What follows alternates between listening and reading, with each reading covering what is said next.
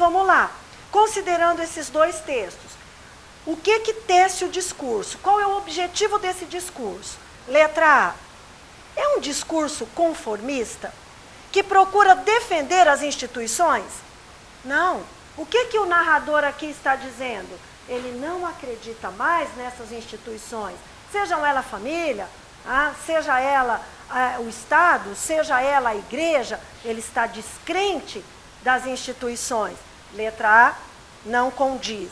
B, pacifista. O cara está tranquilo aqui, acordou de manhã, está sossegado, numa boa. É isso que a gente viu no texto? É pacifista? Tanto não é que, se vocês observaram o texto literário, vocês viram como ele joga, inclusive com as oposições. O texto diz, ele vai marcando através da repetição, né? Já foi um tempo em que eu consentia, já foi um tempo em que eu reconhecia, né? E aí ele repete, ele confirma, e em seguida ele diz assim, e negado o respiro me foi imposto o sufoco. O respiro, a respiração, olha a oposição, a antítese, ele se sente sufocado. Então a letra B diz assim, é pacifista, procura defender os ideais libertários. Não, ele está se mostrando desacreditado desses ideais. Letra C, é um discurso desmistificador, escrito em um discurso ágil e contundente, forte, marcante, que critica os grandes princípios humanitários, supostamente defendidos pela sua interlocutora. Sim, ele está falando a ela e está se opondo justamente à visão de mundo dela.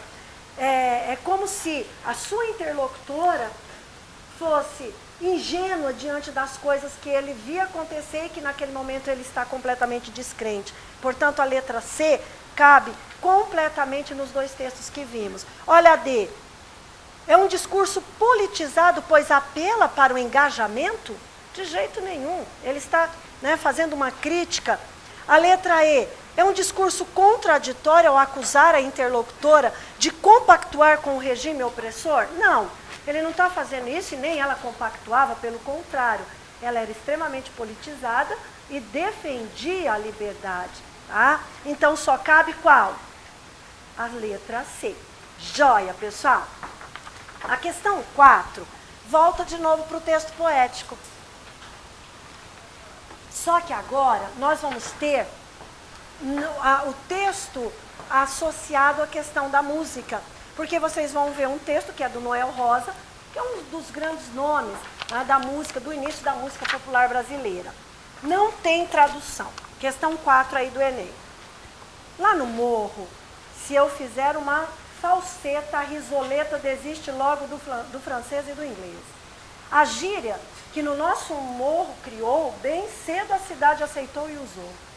Essa gente hoje em dia, que tem mania de exibição, não entende que o samba não tem tradução no idioma francês.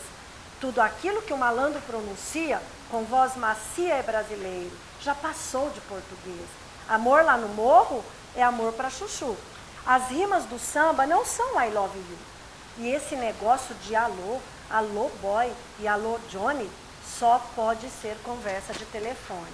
Então olha só, que letra legal, super à vontade, que é um samba e fala, é da busca da própria identidade do brasileiro. Vocês viram que ele faz a colocação, o que se fala no morro não é o português, o que se fala no morro é o brasileiro.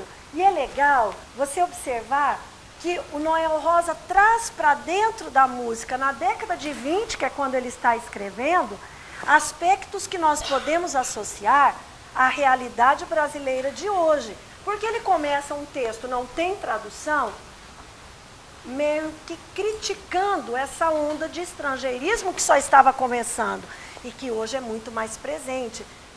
Quando você pega a segunda parte da música, essa gente hoje em dia tem mania de exibição, não entende que o samba não tem tradução no idioma francês, é um texto que é um sambinha falando do próprio samba. Ou seja, vocês estão diante de um texto metalinguístico. Entendem isso das funções da linguagem? Um texto tem uma função metalinguística quando você tem um texto falando da sua própria linguagem. Então, se você tem um filme que fala do fazer cinema, é um filme metalinguístico.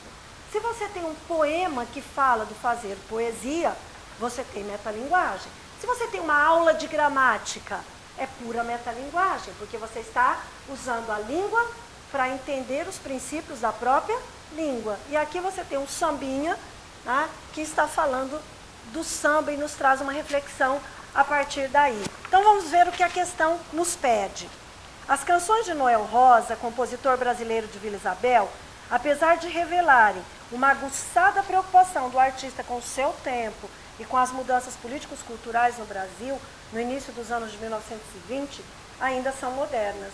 Nesse fragmento do samba não tem tradução, por meio do recurso da metalinguagem que eu acabei de mostrar para vocês, o que o poeta nos propõe? Letra A, incorporar novos costumes de origem francesa? Não, ele está criticando justamente o apego ao estrangeirismo. B, respeitar e preservar o português padrão? Não, ele fala justamente de um português mais à vontade, coloquial, informal. Já no começo da música ele diz, a gíria que o nosso morro criou, bem cedo a cidade aceitou, e gíria não é português padrão, é coloquialidade, então não dá para ser a B.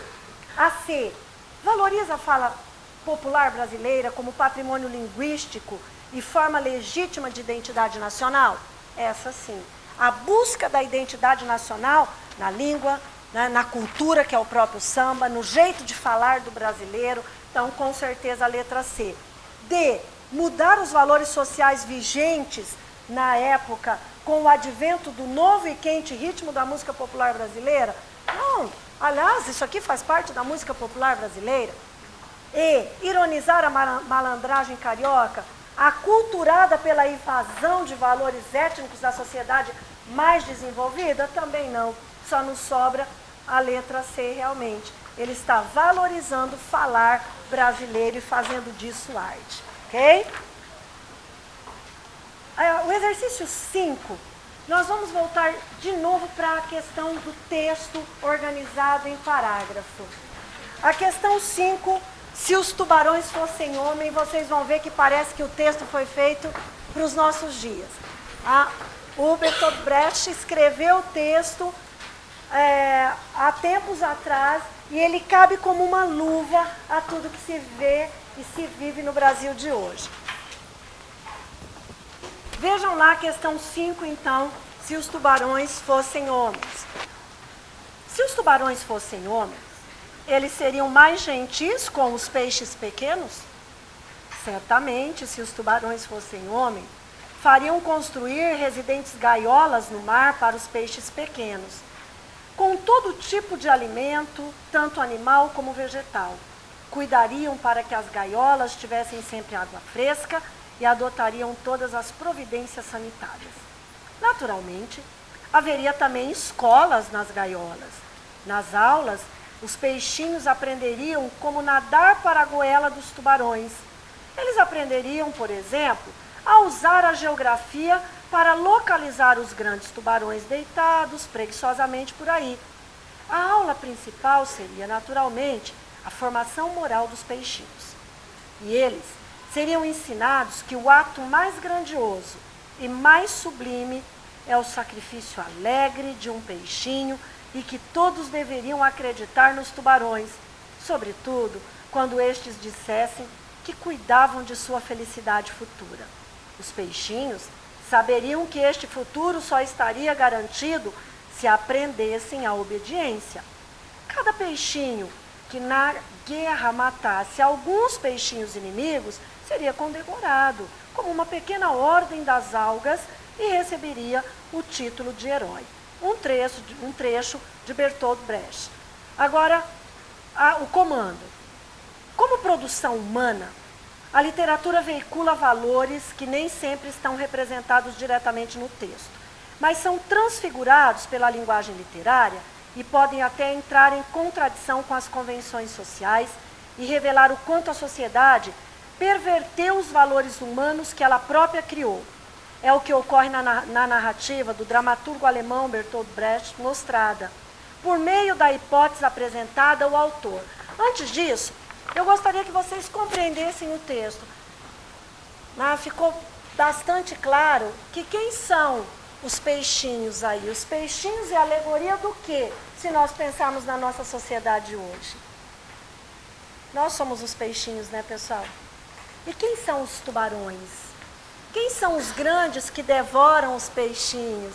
Então, vocês vejam que o dramaturgo, ele faz, né, toda uma alegoria, ou seja, ele usa imagens, né, e, na verdade, essas imagens, essas alegorias, e daí está o estilo literário, a literatura, ela tem essa característica, ela não trabalha com o real, mas ela vai trazer, através do seu estilo de escrita de palavras, por exemplo, essas alegorias, essas imagens, essas metáforas, ela traz para nós um pouco das coisas que acontecem na realidade e nos faz refletir sobre ela. E é isso que a gente vê no texto do Bertolt Brecht. E agora, a questão nos pede, por meio dessa hipótese apresentada, o autor, ele demonstra o quanto a literatura pode ser alienadora ao retratar de modo positivo as relações de opressão existentes na sociedade. Ele está ironizando. E se ele está ironizando, ele está fazendo uma denúncia. Ele está querendo que nós vejamos como as relações de poder são estabelecidas na sociedade. Aqueles que mandam, que impõem, aqueles que só cabem obedecer. Né? No caso, os peixinhos. E que são, né, orientados a sempre repetir este mesmo comportamento. Quando vocês, com certeza, né, ligam a televisão e se deparam com as propagandas dos nossos candidatos, nós nos sentimos meio assim, né? Os peixinhos que somos todos, como se eles fossem fazendo uma lavagem cerebral em todos nós, ou nos chamando de otário por tabela, não é meio por aí? Então, o autor aqui, através da ironia, o que ele está fazendo é uma crítica. Nesse sentido, a literatura não aliena. Nesse sentido, a literatura leva a reflexão, a análise, a crítica. Portanto, a A está errada. B. Revela a ação predatória do homem no mar. É para isso o texto? Para mostrar a ação predatória do homem no mar? O homem que vai lá e destrói, né, os elementos do mar? É para isso o texto? Claro que não. Né? C. Defende que a força colonizadora e civilizatória do homem ocidental valorizou a organização das sociedades africanas e asiáticas, elevando-as ao modo de organização cultural e social da sociedade moderna. Em algum momento, o texto fez alguma relação com sociedades africanas e asiáticas? Não, aqui ele está falando do homem no geral, qualquer sociedade. D.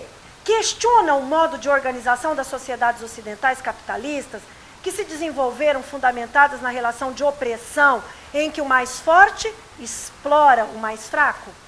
Exatamente isso. Né? Quem são os tubarões? Os mais fortes, aqueles que dominam, que detêm o poder, e os peixinhos, o povo, né? Que fica à mercê desses grandes predadores. O tubarão é o predador. E em pouco tempo é difícil, chegamos na questão 5. Né? Em outras aulas falaremos um pouco mais e vocês vão perceber que a parte de linguagem no Enem é realmente leitura. Se vocês se dedicarem à leitura e se vocês forem capazes de compreender o que leem, vocês vão se sair bem. Pessoal, um abraço, um bom final de semana.